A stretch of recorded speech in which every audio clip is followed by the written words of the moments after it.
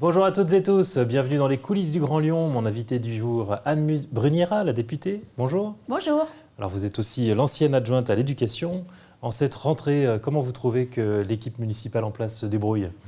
Alors j'ai fait le tour des écoles en cette rentrée, effectivement, pour voir quel était l'état d'esprit des enfants, des parents et des enseignants. J'ai trouvé une rentrée apaisée, avec le Covid, toujours, mais mieux préparée, puis avec l'expérience, bien sûr, des années passées. Donc j'étais très satisfaite de cette rentrée. Bien sûr, le Covid plane toujours, avec des fermetures de classes éventuelles, ce qui inquiète les parents.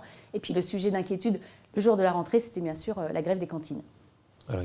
Dans les sujets d'actualité, cette grève des cantines, donc il y a une volonté d'arrêter les grèves de 1 heure et faire qu'elles soient comptées comme des journées entières de grève. Qu'est-ce que vous en pensez, vous ? Alors, la grève de cantine, c'est quelque chose de très compliqué dans les écoles, dans toutes les villes de France. Quand j'étais adjointe à l'éducation, j'ai travaillé à la fois sur minimiser la gêne pour les parents, avec l'accueil avec pique-nique, mais aussi travailler sur les conditions de travail des agents. C'est ce qu'ils nous demandent, notamment le bruit, en installant des selfs. Ce qui est important lorsqu'on veut progresser sur ce sujet, c'est d'être dans le dialogue et dans l'écoute pour ne pas aller à la rupture qui provoque des grèves très pénalisantes pour les familles qui ont besoin bien sûr de se réorganiser. Et ça, c'est vraiment leur crainte. Ça fait aussi du mal à nos écoles publiques. C'est une raison de fuite dans le privé. Donc ce que je regrette, c'est une grève le jour de la rentrée. Ça, c'est un très mauvais message pour les familles. Et j'espère que la municipalité sera plus à l'écoute et au dialogue de ces agents pour réussir à progresser effectivement sur cette question de la grève de 1 heure qu'il faut qu'on arrête, mais sans braquer tout le monde. Et donc, on retient que la députée macroniste est plutôt au soutien de la majorité écologiste sur cette sur le fond réforme. de la grève, je soutiens tout à fait, parce que j'ai voté une loi en ce sens, mais il faut du dialogue, de l'écoute et du respect, et je trouve que c'est ce qui manque à cette équipe depuis le début de ce mandat. Autre sujet de cette rentrée, ça a été les nouvelles cours d'école, les cours qu'on dit dégenrés, qui ont provoqué une polémique. Qu'est-ce que vous en avez pensé ?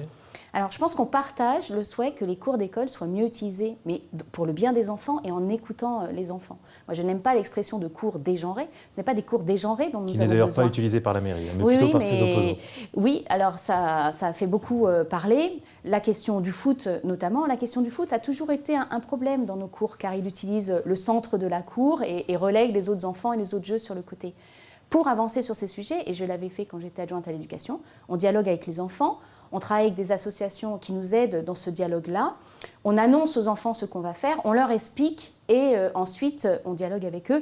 Et ce qui fait le bad buzz de Grégory Doucet, je crois, c'est son incapacité à répondre à cet enfant. On entend la déception, il faut lui expliquer pourquoi on a fait ça. Et puis il faut peut-être aussi veiller à ce que lorsqu'on annonce des réalisations, elles soient à la hauteur des espérances. Ça, je crois que c'est très important. En revanche, personne ne nie qu'il y a un grand retard dans l'aménagement des cours d'école. Est-ce que ce n'est pas un regret de ne pas s'y être attaqué pendant que vous étiez Alors, je n'ai pas tout à fait le même avis. Nous avons beaucoup travaillé sur les cours d'école. On a un vrai sujet qui est le sujet du revêtement. On a fait des essais, c'est très difficile le revêtement des cours d'école. On ne peut pas mettre du gazon, il ne résiste pas aux enfants. On ne peut pas mettre des cailloux, c'est très compliqué, les enfants se blessent. Et donc effectivement, ce bitume est très problématique, il faut le remplacer. Il y a déjà eu des essais. La mairie avance et je suis tout à fait favorable à ce qu'elle travaille sur ce sujet, mais on avait déjà avancé dans la végétalisation, dans les potagers de cours d'école. Après, il y a beaucoup d'écoles à Lyon et il faut bien sûr du temps et de l'investissement, mais je suis contente que la mairie en place continue dans ce sens. Autre sujet sur lequel les écologistes ont une volonté d'avancer rapidement, c'est la piétonisation de l'abord des écoles. Pareil, il y a des situations dangereuses autour des écoles. Est-ce que ce n'est pas quelque chose sur lequel vous auriez pu avancer plus vite ? Alors, c'est exactement comme et les grèves de cantine et les cours d'école. C'est des sujets que nous connaissions, sur lesquels nous avons travaillé. Donc, il ne faut pas dire que rien n'a été fait avant, il faut un petit peu d'humilité. Par contre, moi, j'entends tout à fait le souhait d'aller plus vite. Sur la sécurisation des écoles, on avait déjà fait des choses avec des ralentisseurs, avec des haies le long des écoles, avec aussi le plan Vigipirate. La municipalité veut piétoniser les écoles. Moi, mon sujet, ce n'est pas piétoniser, c'est sécuriser. Si c'est juste enlever les voitures de devant l'école, mais que des vélos foncent à toute berzingue, c'est tout aussi dangereux pour les enfants. J'ai relevé, moi, des aménagements très différents, certains très réussis, d'autres à minima. Et ce que je retiens d'une manière générale, c'est beaucoup d'annonces, mais ensuite des réalisations qui parfois sont très décevantes, avec juste 2 blocs de béton et les voitures passent au milieu, donc ça ne sécurise pas beaucoup. Et puis surtout, une absence d'écoute des riverains, qui dans certains endroits sont extrêmement mécontents. Et cette non-écoute est pour moi un problème parce que pour faire de l'écologie pragmatique, il faut emmener tout le monde avec vous. Et si vous braquez les gens, eh ben, ce sera des résultats en moins pour l'écologie du quotidien. C'est l'avantage par contre des équipements qui sont provisoires, c'est qu'ils permettent de voir à l'usage comment ça fonctionne avant d'engager des travaux plus importants et plus chers. Oui, mais ils donnent quand même une image. Enfin, moi, j'ai 2-3 images d'école en tête, avec juste 2 blocs en béton tagués devant une école. C'est pas sécurisant en vérité. Mais la situation précédente était satisfaisante ? La situation précédente, qui demeure d'ailleurs, qui n'a pas été enlevée, c'était une haie de végétaux entre la rue et l'école pour que les enfants n'aillent pas sur la rue et pour que les enfants soient protégés des voitures. Cela fonctionnait, alors il aurait peut-être fallu agrandir les trottoirs. Il y a d'autres solutions, moi je n'ai pas la science infuse, mais aujourd'hui, la haie demeure, il y a juste des blocs de béton pour empêcher les voitures. Les enfants sont toujours sur le trottoir, simplement les voitures ne circulent plus et font des bouchons tout autour de l'école. C'est pas ce que j'avais en tête quand j'entendais piétonisation des écoles. Autre sujet, on sait que vous êtes député, vous allez soutenir une proposition de loi pour renforcer le statut des directeurs d'école. Donc c'est sur eux que vous comptez vous appuyer quand une candidate à la présidentielle annonce le doublement des salaires des enseignants ? Alors, cette proposition de loi sur les directeurs d'école, elle est au travail depuis déjà plusieurs mois. Elle arrive en seconde lecture. Les directeurs d'école, ce sont des professionnels très importants dans nos écoles. Ils ont énormément de responsabilités. Et aujourd'hui, ils ont un statut qui n'est pas très éprouvé. Et donc, cette proposition de loi, elle est là pour ça, pour mieux définir leur statut et puis pour une plus grande reconnaissance de ce métier indispensable. Sur la rémunération des enseignants, moi, j'ai entendu la proposition d'Anne Hidalgo. Nous travaillons depuis le début du mandat sur la revalorisation des enseignants, avec notamment le Grenelle de l'éducation qui commence à porter ses fruits. Et donc, nous progressons en ce sens et nous n'attendons pas des promesses de campagne pour le faire. Votre proposition de loi sur les directeurs d'école, vous avez commencé à chiffrer ce que ça pourrait représenter ? Alors en fait, notre proposition de loi, elle parle surtout de la tâche de travail administrative des directeurs d'école. Vous savez que certains ont à la fois une classe et la gestion de l'école, d'autres sont complètement déchargés.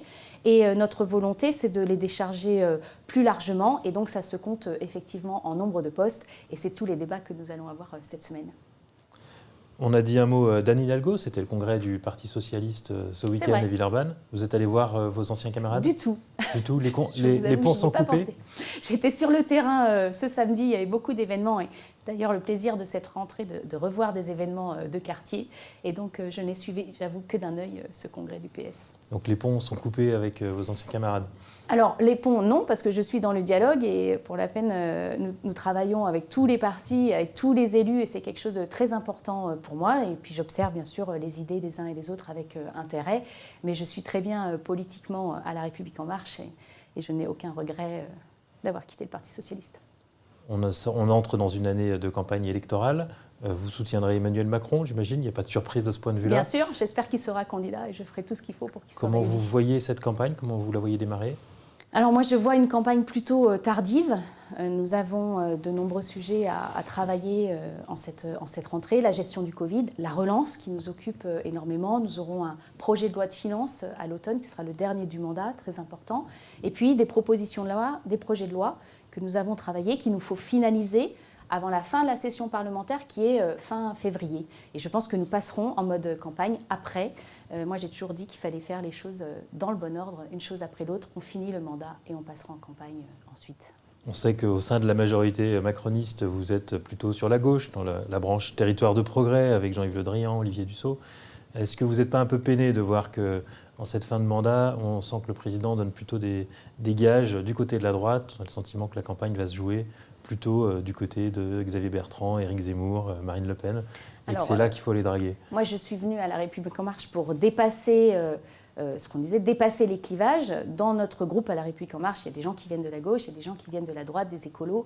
Et c'est cette réunion qui fait la richesse de notre groupe. On n'est pas d'accord sur tout, mais on essaye d'avancer d'un commun accord sur des compromis, sur des consensus.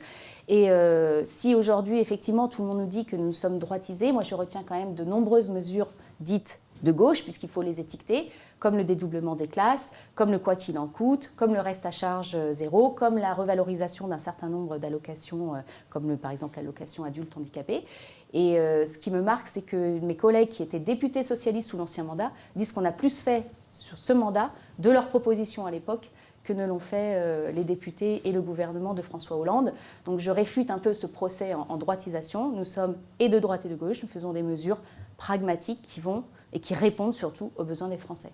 Vous allez essayer de gauchiser la campagne d'Emmanuel Macron? Alors, j'aime pas le gauchiser, mais j'aurai des propositions et bien sûr sur un certain nombre de sujets qui me tiennent à cœur, notamment les jeunes, le revenu jeunesse sur lequel nous travaillons, le revenu d'engagement pour les jeunes, mais également dans l'éducation, puisque c'est un peu mon cœur de travail. Un revenu minimum à la Benoît Hamon? Alors non, c'est pas tout à fait ça. Nous sommes en train d'y travailler, nous sommes en train de le chiffrer.